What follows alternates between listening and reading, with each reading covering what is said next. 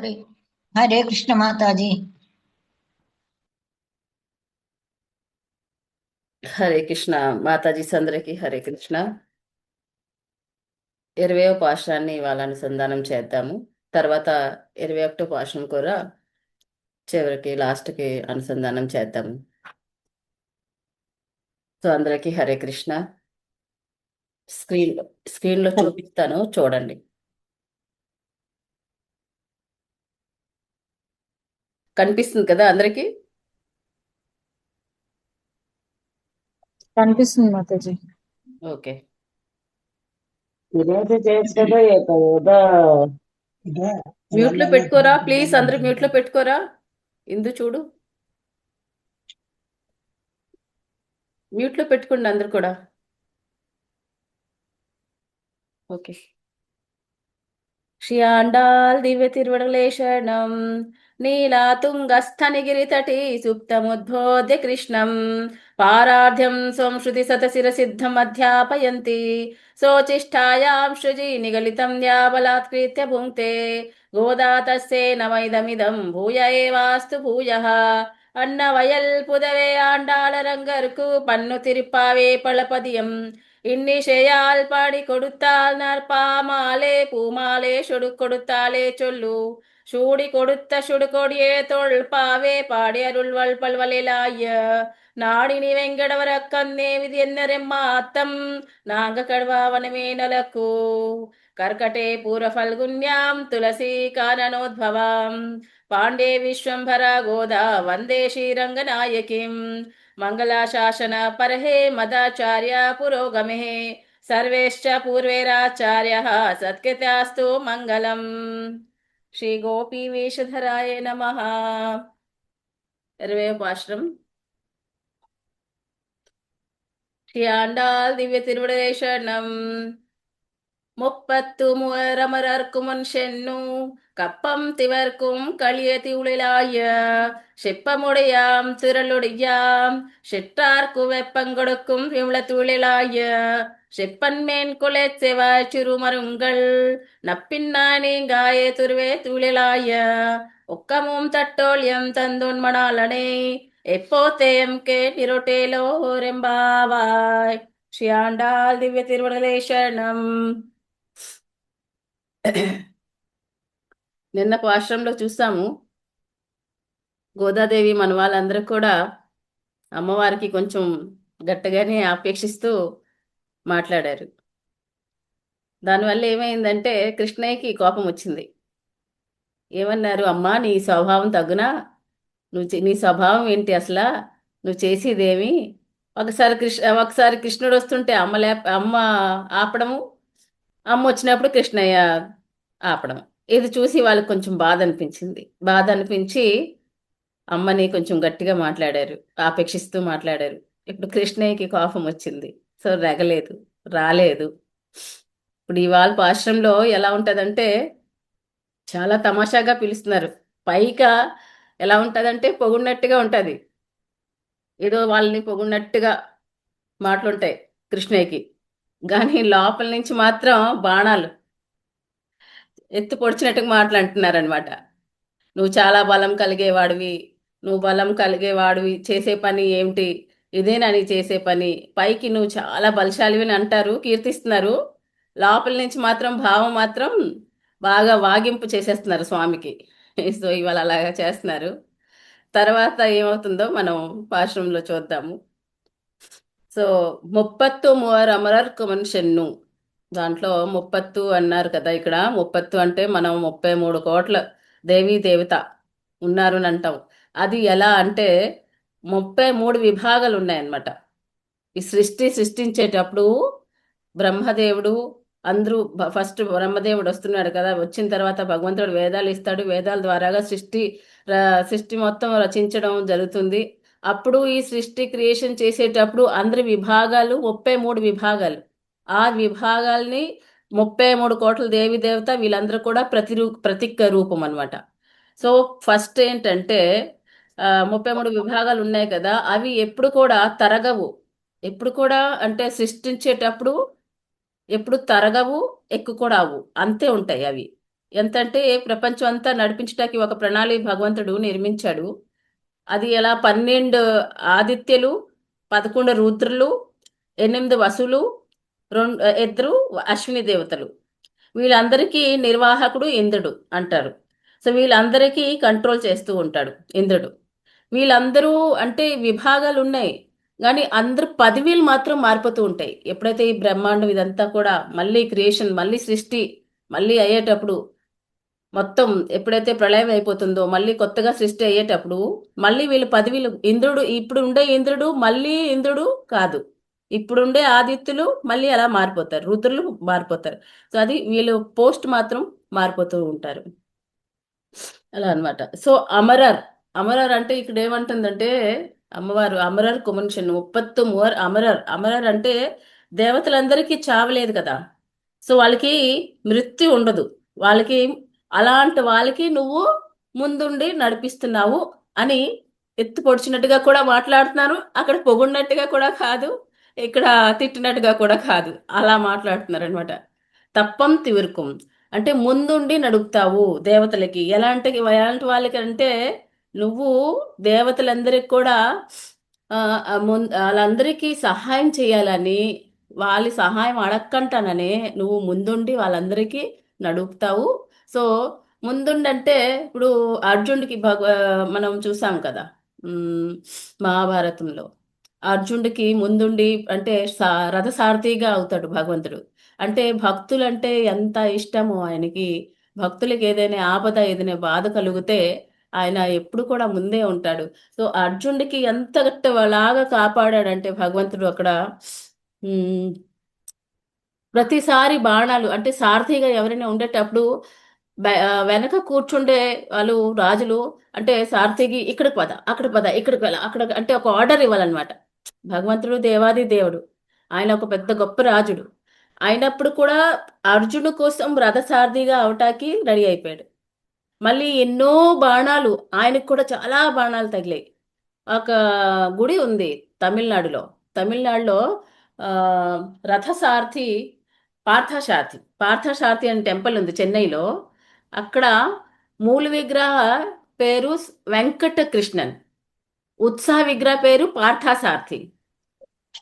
అది ఎలా వచ్చిందంటే ఒక భక్తుడు అక్కడ ఆ టెంపుల్లో, ఆ భక్తుడు ఆయన కోరుకున్నాడంట. అంటే ఆ రథంలో ఉండేటప్పుడు, సారథిగా ఉండేటప్పుడు భగవంతుడు ఎలా కనిపించేవాడా ఆ దృశ్యం ఆలోచించుకొని అలా ఆ రూపంలోని ఆ దర్శనం ఇవ్వమని చెప్పాడు. సో ఆ ఏదైతే ఉత్సవ విగ్రహం ఉందో పార్థసారథిది, అది భగవంతుడిది సాక్షాత్ దర్శనం విగ్రహం అనమాట అది. దాంట్లో మీరు ఎప్పుడైనా నెట్లో కూడా వెళ్ళి చూడండి, భగవంతుడికి ఫేస్ అంతా కూడా దెబ్బలు దెబ్బలు, ఇదంతా దెబ్బలే ఉంటాయి అనమాట. తో అడుగుతాడు ఆ భక్తుడు, ఇదేంట అయ్యా ఇదంతా కూడా ఇలాగా మొత్తం గంటలుగా ఉంది, ఇదంతా దెబ్బలని అంటే అప్పుడు అంటాడు, మరి అక్కడ రథంలో ఉండేటప్పుడు, అక్కడ యుద్ధంలో ఉండేటప్పుడు అప్పుడు ఎన్ని దెబ్బలు కాసాడంటే అన్ని దెబ్బలు కాసాడు భగవంతుడు. సో అప్పుడు మరి ఆ స్వరూపాన్ని తను అడిగాడు కదా, సో ఆ స్వరూపంలోనే భగవంతుడు అక్కడ దర్శనం ఇచ్చారు. ఆ విగ్రహం ఉంది. మీరు ఎప్పుడైనా చెన్నై వెళ్ళేటప్పుడు పార్థసారథి టెంపుల్ వెళ్ళేటప్పుడు ఉత్సవ విగ్రహ, మూల విగ్రహ చూడండి. మూల విగ్రహ పేరు వెంకట కృష్ణన్. సో ప్రత్యక్ష దర్శనం చేసుకుంటే అప్పుడు మీకు తెలుస్తుంది అనమాట, బాగా దర్శనం చేస్తే. ఇప్పుడు కూడా అది నెట్లో కనిపిస్తుంది. అలాంటిది ఇక్కడ అమ్మవారు ఎందుకు ఇక్కడ అన్నారంటే, ఏవయ్యా దేవతలందరూ కూడా ముందుండి నువ్వు కాపాడుతావు, నువ్వు గొప్ప బలశాలివుడిలే అని చెప్పు. ఒక ఎత్తు పొడిచినట్టుగా ఫస్ట్ అంటున్నారు అనమాట. 33 అమరర్ కుమన్షెన్ను దాని మీనింగ్. అంటే ఇప్పుడు అర్జునుడికి కూడా భగవంతుడు ముందుండి నడిపాడు. అలాగే దేవతలకి కూడా ఎలా చేశాడు, ఏ ప్రాబ్లం వచ్చినాయి వాళ్ళందరికీ భగవంతుడు. సో ఆ తారకాసూర్, నరకాసూర్, భస్మాసూర్, జలంధరుడు, వీళ్ళందరినీ కూడా సంహరించడానికి భగవంతుడు ముందుకొచ్చాడు కదా, ఆయన ముందొచ్చే కదా నడిపాడు.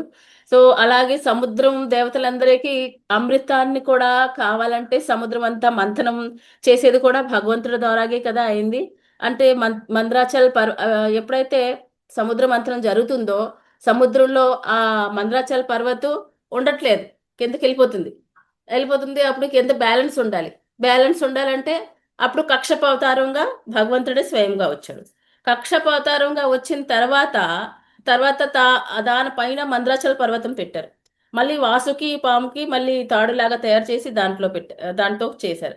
అది వీప్ భగవంతుడు వీపు పైన మంద్రాచల పర్వత పెట్టి దాన్ని ఇలా ఇలా చేస్తున్నారు. ఇక్కడ అమ్మవారు అదే అంటున్నారు. అంటే అప్పుడు చేసేటప్పుడు ఆ బీపీ పైన ఎంత నొప్పి వచ్చి ఉంటుంది, ఎంత ఘర్ ఘర్ తీవ్రం, చాలా తీవ్రంగా, అంటే ఆ, దాన్ని ఆడిస్తున్నారు అనమాట. చేస్తే కదా కింద నుంచి అన్ని వస్తాయి బయటికి. సో అంత బాధ కూడా నువ్వు, అంత కష్టం కూడా అప్పుడు నువ్వు ఆ దేవతలందరి కోసం నువ్వు ఓర్చుకున్నావు. ఎంత తీవ్రంగా గర్ర గర్ర ఎంత బాధ వీపు పైన. అలాంటిది మళ్ళీ ఎంతో కష్టపడ్డావు. ఎంతో కష్టపడిన తర్వాత ఆ లోపల నుంచి అన్ని వచ్చాయి. తర్వాత అమృతం వచ్చిన తర్వాత, ఇది చాలా పెద్ద స్టోరీ, షార్ట్ కట్ లో మనం చెప్పేద్దాం. అయితే అమృతం వచ్చిన తర్వాత ఏమైంది? అమృతం మాకు కావాలి దేవతలు, ఇక్కడ ఆ ఆ అసురులు, వీళ్ళిద్దరు కూడా గొడవ గొడవ. అప్పుడు ఏం చేశాడు? మోహిని అవతారం తీసుకున్నాడు. మోహిని అవతారం తీసుకొని మాయా నాటకం చేశావు నువ్వు. అంత పెద్దది, ఎంత పెద్ద కష్టం.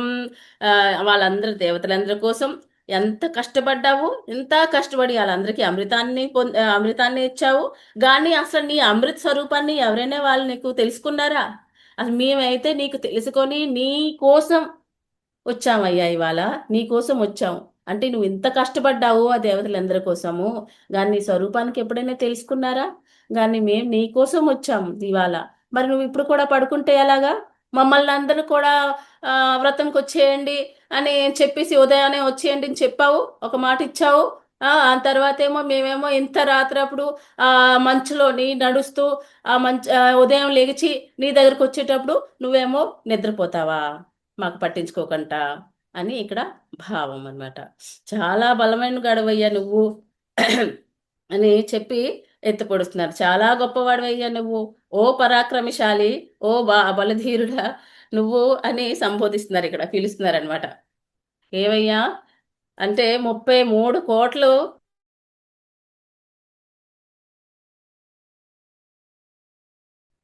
సేమయ్య. మీరు 33 కోట్ల మంది ఉంటేనే నువ్వు రక్షిస్తావా, లేకపోతే రక్షించవా? ఈ మెజారిటీ చూస్తావా ఏంటా? మాకు 5 లక్షలు మేము కదా, సో మాది లెక్కల్లోని మాది తక్కువ. అంటే నువ్వు గణన పద్ధతిలో మాకు ఒక లెక్కల్లో చూసుకొని మేము తక్కువ అని మాకు నీ అనుగ్రహం నాకు కలిగించట్లేదా? 33 కోట్ల దేవతలకి ముందుండి నడిపించావు అంటే వాళ్ళ గణన ఎక్కువగా ఉంది అని, మా సంఖ్య తక్కువగా ఉందని మమ్మల్ని అందరు కూడా ఇగ్నోర్ చేస్తావా? మమ్మల్ని బయట ఉండేలా చేస్తున్నావు. ఇది న్యాయమేనా నీకు? ఆక్షేపిస్తూ అంటున్నారనమాట. దేవతలకి దేవతలు దేవతలు అమరులు. వాళ్ళకి ఆ వాళ్ళకి మృత్యు అంటే లేదేనే లేదు కదా. అలాంటి వాళ్ళని నువ్వు కాపాడుతున్నావు. మేము మరణించే వాళ్ళం, మా పైన దయ కలిగించట్లేదు. ఇదేమిటయ్యా నీకు? ఇదేమైనా తగునా నీకు అని అడుగుతున్నారనమాట. ఏమంటున్నారంటే ఇప్పుడు వాళ్ళకి అంటే దేవతలకి ఎందుకంటే దేవతలు నీ దగ్గరకు వస్తున్నారు అని అంటే వాళ్ళకి వాళ్ళకి అసురు భయం ఉంది. ఓకే. సో ఇక్కడ ఏం చెప్తున్నారంటే దేవతలకి భయం వల్ల నీ దగ్గరకు వచ్చేవారు అయ్యాలు. వాళ్ళకి ఏంటంటే అసురుల భయం, లేకపోతే ఏదైనా పోస్ట్ కావాలి, పదవి పోతుంది, పదవి కావాలని వాళ్ళు నీ దగ్గరకు వచ్చేవారు. వాళ్ళు అవసరానికి నీకు వాడుకుండే వాళ్ళు అయ్యా. మేము అలా కాదు, నిన్ను ప్రేమించి నీ కోసం వచ్చామయ్యా, నీ దగ్గరకు వచ్చాము. ఆ పైన ఆశ మేము నువ్వు కావాలని వస్తే మాకేమో నువ్వు ఇలాగా దూరం పెడతావా అని చెప్తున్నారు. ఆశ్రిత సంరక్షణ కోసమే నువ్వు ఇంతగా ప్రేమిస్తావు అని అంటారు. అలాంటిది మరి మమ్మల్ని ఎందుకు నీ ఆశ్రయమే కదా నీకు తీసుకున్నావు అంటే, నీ ఆశ్రితం ఎవరైతే నా ఆశ్రయం తీసుకుంటారో ఆశ్రిత సంరక్షణ కోసం నువ్వెంతో పోట్లాడతావు. నా ఆశ్రిత జన్ వాళ్ళకి నేను ఏమైనా చేస్తానని. అలాంటిది మరి మమ్మల్ని ఎందుకు మరి ఇలాగా బయట పెడుతున్నావు? నువ్వెందుకు? మేము కూడా చాలా అనన్యమైన ప్రేమతో నీ దగ్గరకు వచ్చామయ్యా అని ఇలాగా చాలా ఆర్ధభావతో వాళ్ళు ప్రేయర్ చేస్తున్నారు. నీకు వచ్చామయ్యా, మా లాంటి వాళ్ళ అబలాల్ని రక్షించకూడదా స్వామి నువ్వు అని అంటున్నారు. మాకు మృత్యు చావు ఏంటి, అసలు పుట్టుగా ఏంటి, నీతో దూరం ఉండడమే మాకు అది మృత్యుతో సమానం. నీతో ఎడబాసి ఉండడమే మాకు, నీతో విరహ తాపమే మాకు మృత్యుతో సమానము. మా పైన కరుణించు స్వామి. మా విరహ మాకు మృత్యులా ఉంది. దేవతల కోసం ఇప్పుడు అంటే దేవతలకి నువ్వు ఇంతటి లాగా వాళ్ళ స్వార్థానికి నీకు వాడుకుంటారు. మరి నువ్వు సహాయం చేస్తావు కదా, ముందుండి నడుపుతున్నావు కదా. మరి మేము కోరి నీ దగ్గరికి వచ్చాము, నీవే ఆశ్రయము, నువ్వు తప్ప ఇంకెవరు లేరు అనేసి నీ దగ్గరికి వచ్చేటప్పుడు ఇదేదైనా నీకు తగునా అని అడుగుతున్నారనమాట. అంటే దేవతల కోసం ఆ మేము నీ దగ్గర కోరి నడిచి వచ్చాం.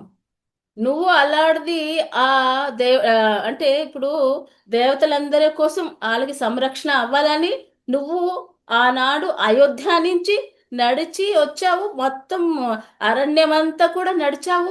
ఎన్ని రకాలు బాధపడ్డావు, ఎన్ని పోట్లు పడ్డావు. ఆ రావణాసురుడిని చంపటానికి ఆ బ్రిడ్జ్ కట్టావు లంక పైన. బ్రిడ్జ్ పై నుంచి అక్కడ సీతమ్మ తల్లి దగ్గరికి వెళ్ళావు, తీసుకొచ్చావు. ఎన్ని రకాలు చేశావు.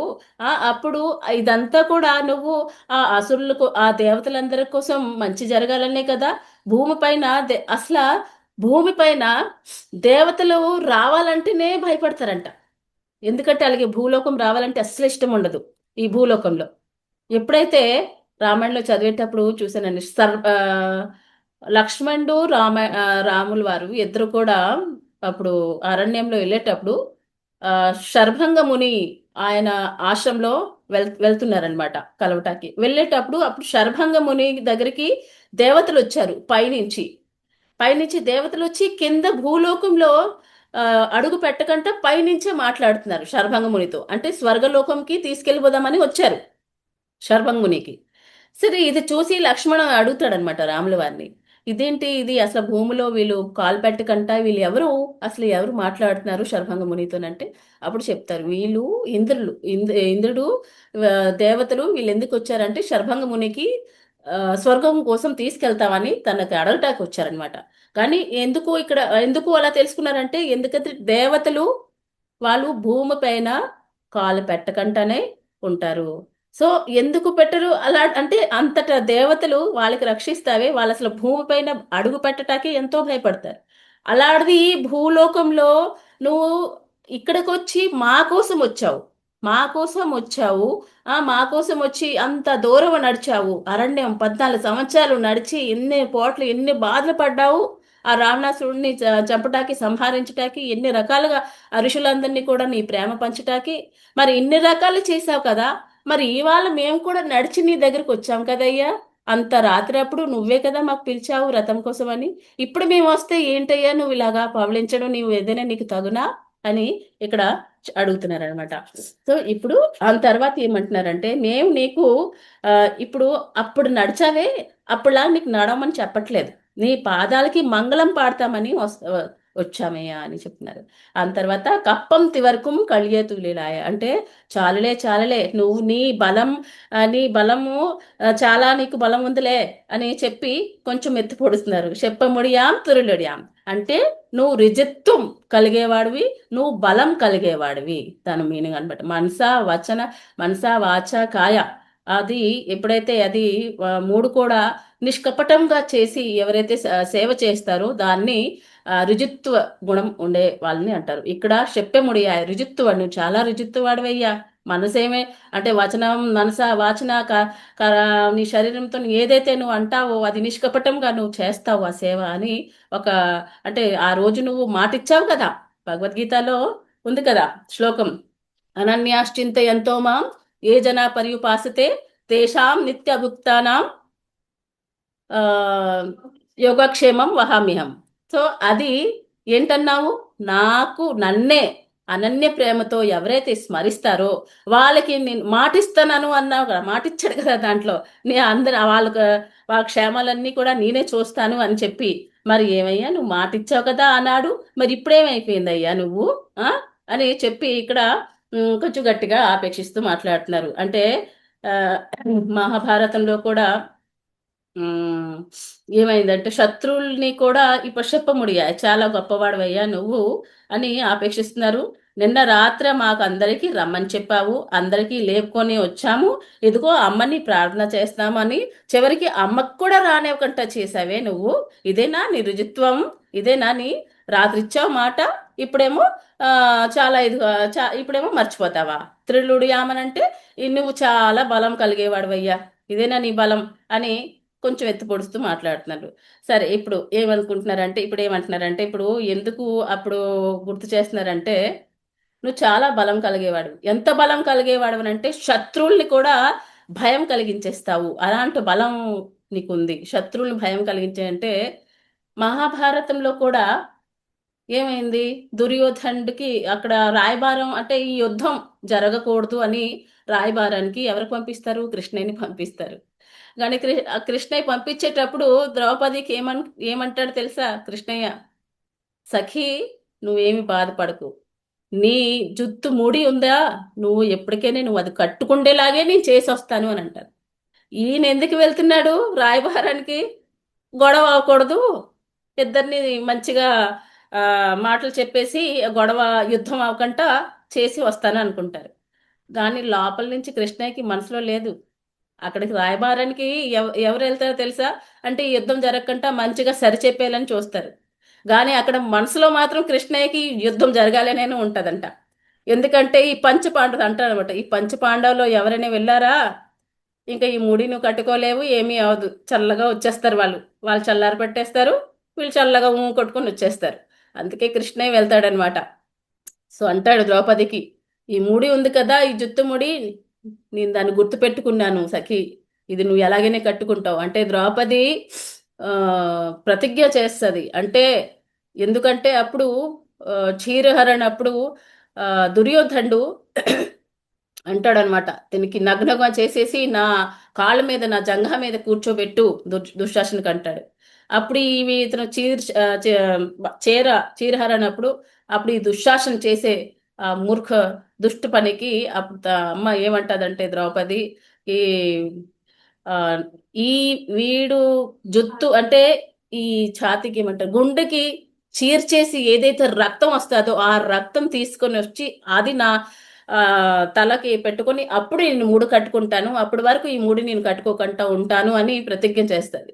అప్పుడు భీముడు ఒక్కడే చెప్తాడనమాట లేచి, నేను చేస్తాను ద్రౌపది కోసం, ఇది దుశ్శాసన్ని చీర్చేసి ఆ లహు ఆ రక్తాన్ని తీసుకొచ్చి నీకు అప్పు చేస్తాను అని అంటాడు ద్రౌపదికి.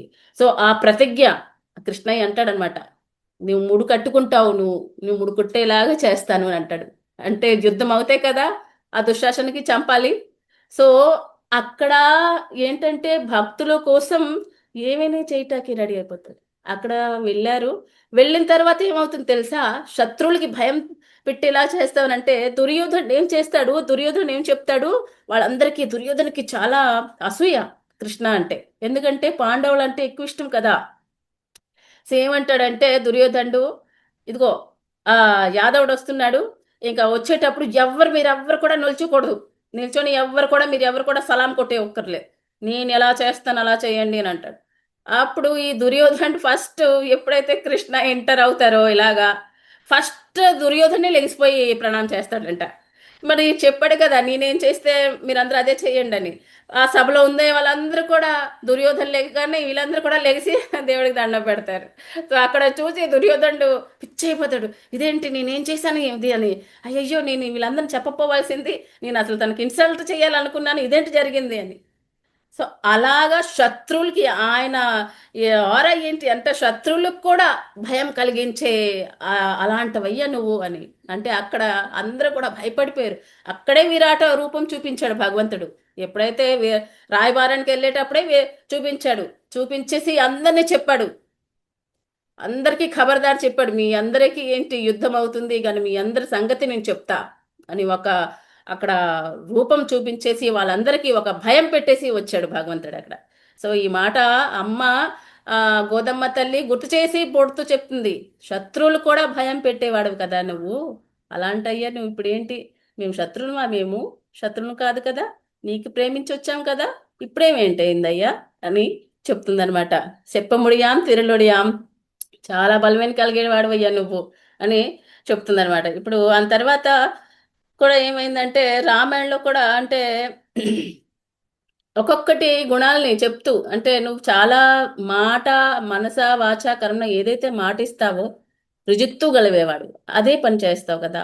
మరి నువ్వు మాకు మాట ఇచ్చావు, మరి ఇప్పుడు నువ్వేంటి నీ సంగతి అంటే నువ్వు ఎంత ఉదార హృదయం అంటే రామాయణంలో ఆ గుహడు పళ్ళు తెచ్చి నడిచి వచ్చి పళ్ళు రాముల వారికి ఇస్తేనే ఎంతో బాధపడిపోయాడు. ఆహా గుహ అంటే ఇంత దూరం నుంచి నడిచి నా కోసం వచ్చావా అని ఎంతో బాధపడిపోయి ఎంతో హృదయంతో ఎంతో ఇదైపోతారనమాట. సో అలాంటి హృదయం కలిగేవాడు కదా. విభీషణుడు నీ దగ్గరికి వచ్చేటప్పుడు నీ దగ్గరికి వచ్చి శత్రువులని కూడా చూడకుండా అభయదానం ఇచ్చావు కదా. మరి బలి చక్రవర్తికి ఆనాడు ఆయన ఆ మూడు పాదాలు ఆ పగ భూమి ఇచ్చేటప్పుడు ఏం చేసావు, ఆయనకి దాసులుగా ద్వారపాలకుడిలాగా నువ్వు ఉండిపోటానికి రెడీ అయిపోయావు కదా. సో ఇలాంటి ఉదార హృదయం కదా నీకు. ఎంత నువ్వు ఉదారుడయ్యి ఇంత కరుణామయ్యాయి ఇవాళ ఏంటైందయ్యా నీకు. మేము ఇంత దూరం నుంచి మేము కూడా నడిచి వచ్చావా నీకోసం.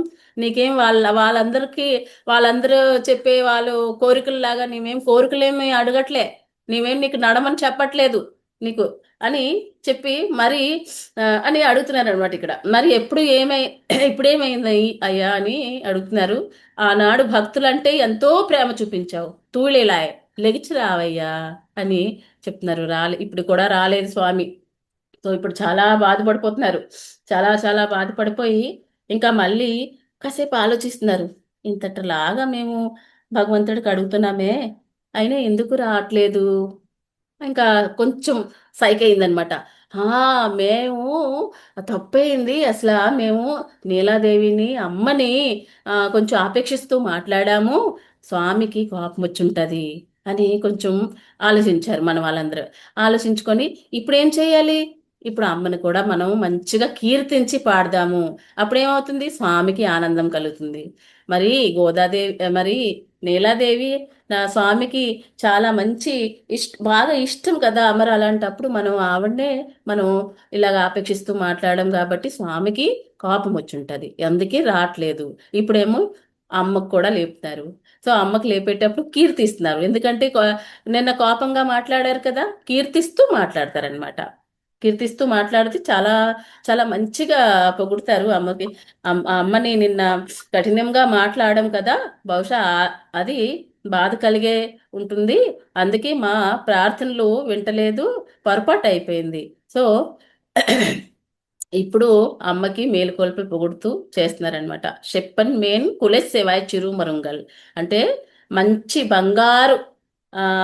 బంగారులాగా ప్రకాశించే వక్ష సౌందర్యం కలిగేదానా, ఎర్ర పిజాలు కలిగేదానా, సన్నం నడుము ఉండేదానా, నప్పిన్నాయ అంటే నాంగాయ్ అంటే సర్వాంగ సౌందర్యం. మన లాస్ట్ ప్రీవియస్ భాషలో చెప్పాను కదా, సర్వాంగ సౌందర్యం, బాగా లావణ్యం అంటే సౌందర్యం కూడా బర్డు పనికిరాదనమాట.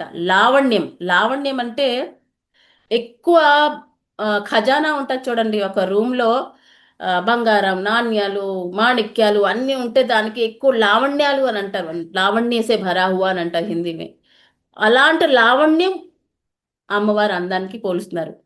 మామూలు సౌందర్యం సరిపోదు, ఆ వర్డ్ సరిపోదు, సర్వాంగ సౌందర్యం కలిగే అమ్మ, లావణ్యంతో ఉండే నువ్వు స్వయం లక్ష్మివే, మరి నువ్వు నిద్రపోవచ్చా మరి అమ్మ అని ఇప్పుడు అమ్మని మేలుకొల్పు చేస్తున్నారు. నీకు ఇది తగునా అని పొగుడుతూ ఆపేక్షిస్తున్నారు. సో ఇక్కడ ఏంటి, మొన్న నేను ఒక పాఠంలో చెప్పాను కదా, పైన వక్షస్థలకి ఏం చెప్పారు, వక్షస్థలకి ప్రవృత్తి మధ్యలో నడుమని వైరాగ్యం, మూడోది నితంబని నివృత్తి. సో ఇక్కడ వక్షస్థల్ని కూడా పొగుడుతున్నారు, నడుముని పొగుడుతున్నారు. అంటే భక్తి, ప్రేమ భక్తితో జ్ఞానము వైరాగ్యము భక్తి, ఈ మూడు కూడా తన దేహ సౌందర్యం కోసం అంటున్నారు కదా, ఈ మూడు కూడా ఉందంట అమ్మవారి దగ్గర. సో అది ఎలాగా, ప్రవృత్తి అంటే కర్మలు ఆచరించడము, అది ప్రవృత్తి. వైరాగ్యము నడుము, నివృత్తి అంటే కర్మలు ఏవైతే మనం ఆచరిస్తున్నామో అది భగవంతుడికి అర్పిస్తున్నాము. అంటే కర్మం చేస్తున్నాము కానీ మన కోసం చేయట్లేదు, అంతా మా భగవంతుడి కోసమే చేస్తున్నాము, దాన్ని నివృత్తి అంటారు. సో ఈ మూడు కూడా కలిగే ఆమె అన్నమాట. ఈ సౌందర్యాన్ని చెప్తున్నారు కదా, ఈ మూడు కూడా కలిగే ఆమె.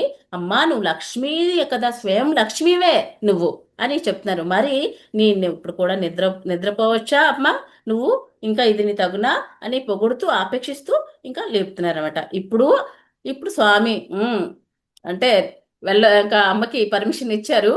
సో అమ్మ ఇప్పుడేమో లెగిచి బయటికి వచ్చిందంట, వచ్చి వీళ్ళ గోష్ఠిలో కలిసింది.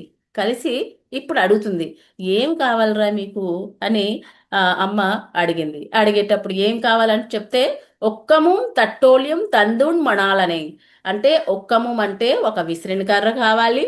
విసిరిన కర్ర ఎందుకు, స్నానం చేస్తాం కదా, స్నానం చేసేటప్పుడు స్వేద స్వేద అంటే ఆ పసీనాకు క్యా బోలేంగే, చెమట, చెమటలు వస్తాయి కదా, ఆ చెమటల్ని కొంచెం ఆ చెమటలు వస్తే దాన్ని ఏం చెప్పాలి, దూరం చేయటానికి ఆ విసిరిన కర్ర కావాలి. దీని అంతరార్థం మనం మళ్ళీ చెప్పుకుందాము. తట్టోళియం అంటే నిలువు అద్దము కావాలి శృంగారించుటాకి. తందూణ్ మణాలని, నీ స్వామిని స్నానం ఆడుకుంటాకి కూడా ఇవ్వాలి. సో ఇక్కడ మూడు అంతరార్థం ఏంటంటే, ఒక్కము అంటే ఆ విసిరిన కర్ర కదా, విసిరిన కర్ర అంటే ఆ ఏం చెప్పాలి, విసిరిన కర్ర. ఫస్ట్ ఇక్కడ తందూణ మనాలని, తట్టోలియం నిలువు అద్దం, అద్దం అడుగుతున్నారు. ఆ తర్వాత విసిరిన కర్ర అడుగుతున్నారు. స్నానం అంటున్నారు. స్నానం అంటే ఇక్కడ ఫస్ట్ మనం చెప్పుకున్నాం కదా, ఫస్ట్ పాశ్రంలో అంటే ఈ ఆ, ఈ వ్రతానికి స్నానమే ముందు ముఖ్యంగా చెప్పుకున్నాం కదా. సో ఏ స్నానము, భగవత్ భక్తిలో కూడే అలాంటి సరోవర్లో స్నానం చేయడమే వీళ్ళ కోరిక.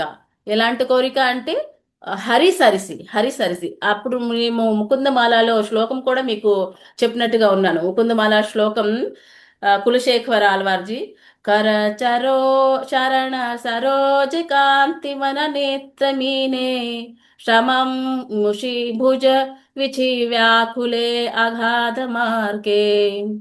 ఈ శ్లోకంలో హరిసరిస్ అంటే ఎలాంటి హరిసరిస్ అంటే భగవంతుడు తాలూకా కళ్యాణమైన గుణాల్లో మునిగిపోవడం, అదే వీళ్ళకి స్నానం. సో అమ్మవారి దగ్గర నిండుగా ఉంది. సో వీళ్ళకి అనుగ్రహం కలిగితే, అమ్మది అనుగ్రహం కలిగితే వీళ్ళకి దొరుకుతుంది. ఆత్మస్వరూపం జ్ఞానం తెలుసుకుంటాకి అనుగ్రహ, అది ఆత్మ అంటే అర్థం ఏంటి, మన ఆత్మస్వరూపంకి జ్ఞానం తెలుసుకుండేలాగా అలాంటి అనుగ్రహం కలిగించమ్మా, అర్థం కోసం. ఆ తర్వాత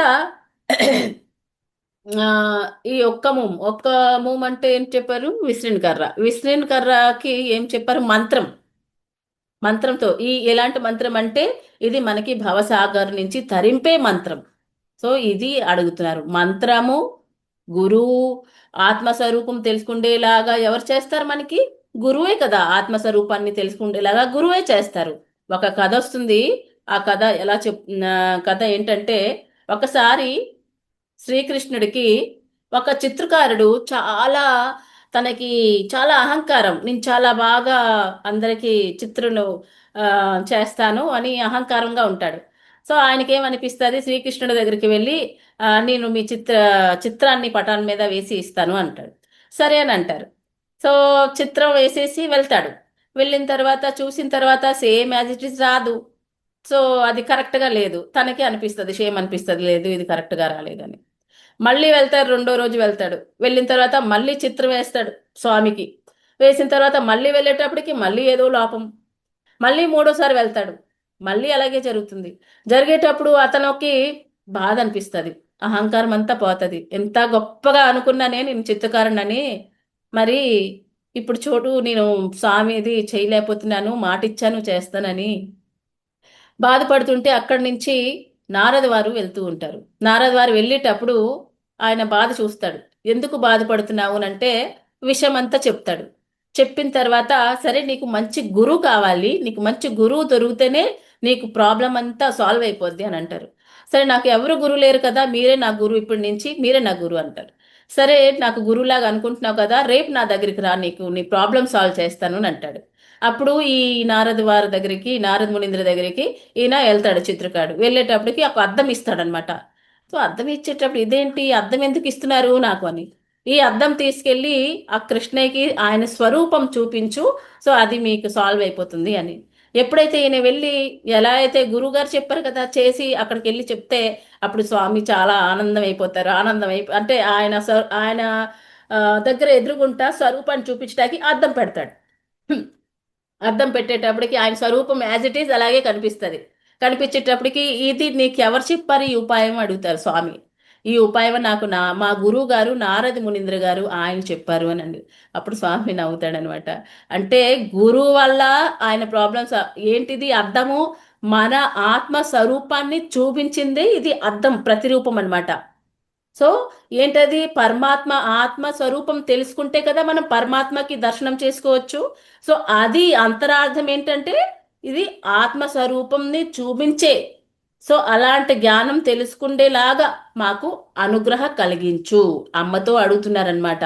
నీ పట్ల ఇద్దరికి సేవా కైంకర్యం అంటే ఇప్పుడు ఉక్కము అనంటే గాలి విసురుతాం కదా, లక్ష్మి నారాయణుడు ఎదురు ఉండేటప్పుడు మీ ఎదురు పట్ల మాకు సేవా కైంకర్యం, మాకు అది లభించేలాగా మాకు అనుగ్రహం కలిగించు. ఆ తర్వాత స్నానం అంటే మామూలు స్నానం కాదు, ఏదో మాకు కృష్ణ ఇచ్చామా మేము స్నానం చేసేస్తాము అది కాదు. దాని అర్థము హరి సరిసుల ఫస్ట్ లో చెప్పాను, కులశేఖర ఆళ్వార్ గారిది చెప్పే దాంతో చెప్పాను. ఎలాంటి సరోవరు, భగవంతుడు తాలూకా కథలతో భగవంతుడు కళ్యాణంలో ఉండేలాగా దాంట్లో మునిగేలాగా అలాంటి హరి సరిస్ మాకు ఇవ్వు, మేము దాంట్లో మునిగి తేలాడుతుంటాము అని ఆ మూడు అడుగుతారు. సో ఆ తర్వాత ఏం జరుగుతుందో, సో మళ్ళీ మనం 21వ పాశ్రంలో చూద్దాము. 21వ పాశ్రంలో తర్వాత అమ్మ వచ్చిందా లేకపోతే స్వామి వచ్చాడా? 21వ పాశ్రంలో అంటే అమ్మ వచ్చి వీళ్ళతో కలిసి మళ్ళీ ముందుకు సాగుతుందా, స్వామి బయటికి వచ్చాడా లేదా 21వ పాశ్రంలో చూద్దాము. 21వ పాశ్రం ఒక దీపిక గారు వచ్చారు అని అంటే మళ్ళీ చూద్దాం. ఇప్పుడు ఇంకేమైనా ఉన్నాయా ఇంకా చెప్పడానికి దేంట్లో?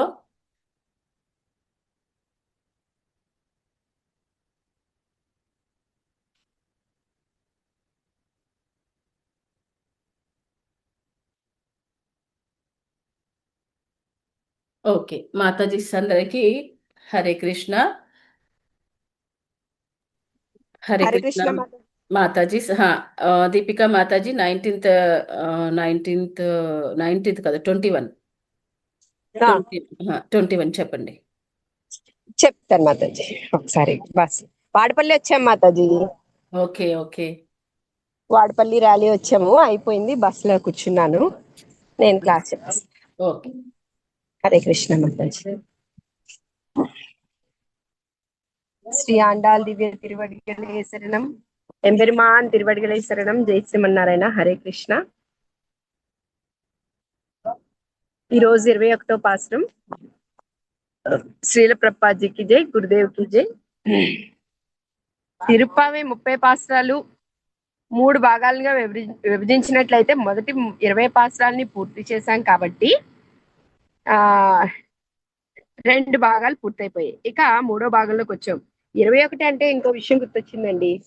21 రోజులు ఏదైనా పనిని తప్పనిసరిగా వదలకుండా చేస్తే ఆ పని మనకు పూర్తిగా అలవాటు అయిపోతుందట. తెల్లవారుజామునే లేవటం అలవాటు అయింది కదా మనకు, తిరుప్పావే అయిపోయి కూడా ఆ టైంకి మెలకు వచ్చేసి ఏంటి ఈ టైంకి వెళ్ళాలి కదా అనే ఒక ఇది వస్తుంది అనమాట. ఏట్రకలంగల్ ఎదురుపొంగి మీదలిప్ప. నందుని ఇంట్లో ఎలా ఉందంటే ఆ ఆవుల సంపద కుండలు ఇలా పెడితే ఒక ట్యాప్ కింద నీళ్ళు ఎలా అయితే పడతాయో అలా పడుతున్నాయట పాలు. అయితే అలా కుండలు నిండిపోయి పాలు పొంగి పొర్లుతున్నాయట. ఇది మన ఊహకు అందని విషయం కదండి. పాలు పితికితే పాలు ఎక్కువగా ఇచ్చే గోవుల గురించి తెలుసు, కానీ ఇలా పొంగి పొర్లేలా పాలు ఇవ్వటం అనేది ఇప్పుడే తెలుసుకుంటున్నాం. అయితే ఇలాంటి గోవులు కలిగినటువంటి నందగోపుని కుమారుడా అని కృష్ణుడిని నిద్రలేపుతున్నారు. ఆవులంటే ఏమిటి అర్థం? వేద వేదాంగాలు. గోమాత అంటే వేదము. ఇలా రకరకాల అర్థాలు ఉన్నాయి. గోమాత అంటే కేవలం ఆవు కాదు. గో అంటే వేదం, గోవు అంటే వాక్కు, గోవు అంటే సూర్యుడు, గోవు అంటే ఇంద్రియ సుఖం, గోవు అంటే భూమాత, గోవు అంటే సకల దేవతల ప్రతిరూపం. ఇలాంటి గోవులు నందుని దగ్గర లక్షల సంఖ్యలో ఉన్నాయట. అటువంటి గో సంపద కలిగిన నందగోపుని కుమారుడా అని సంబోధిస్తున్నారు. పాలు అని ఎప్పుడైతే అంటామో, పాలు అంటే ఆచార్యుల యొక్క ఉపదేశం. చక్కగా వేదారణ్యాల్లో సంచరించి చాలా కఠినమైన శాస్త్రాల అర్థాలన్నింటినీ కూడా వారంటే ఆచార్యులు స్వీకరించి మనకు సులభమైన వాడుక భాషలో మనకి ఇస్తూ ఉంటారు. పాల కోసం పొదుపు కింద పెట్టే పాత్రలు జ్ఞానాన్ని కోరుకునే శిష్యులకు ప్రతీకలు అనమాట. ఔదార్యం కలిగినటువంటి గోమాతలు అంటే ఎవరు? శిష్యులకు ఏదైనా చెప్పాలి, శిష్యులకు ఏదైనా చెయ్యాలి అని అనుకునే ఆతృత కలిగినటువంటి ఆచార్యులకు ప్రతీకలు.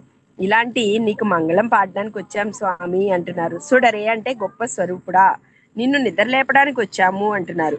ఉదారములైన గోవుల పాలను స్వీకరిస్తూ గోపికల కృష్ణుడితో ఇలా అంటున్నారు. నీ యొక్క గుణములకు, నీ యొక్క ప్రేమకు, నీ యొక్క సౌందర్యానికి, నీ యొక్క వైభవానికి, నీ యొక్క సర్వజ్ఞత్వానికి మేం దాసులం స్వామి, మేము ఆగలేకపోతున్నాం స్వామి నిన్ను చూడకుండా అంటున్నారు. ఎలాగైతే ఒక బాణం తగిలితే గిలగిలమని కొట్టుకొని పడిపోతారో అలా మా యొక్క హృదయాలు కూడా నీ యొక్క సౌందర్యానికి పడిపోయాయి స్వామి, నీ యొక్క గుణానికి మేము పడిపోయాం స్వామి, మాకు ఇంకా ఏమీ వద్దు, నువ్వు మాత్రమే కావాలంటూ స్వామి యొక్క గుణవైభవాన్ని గురించి చెప్తున్నారు ఈ పాశ్రంలో.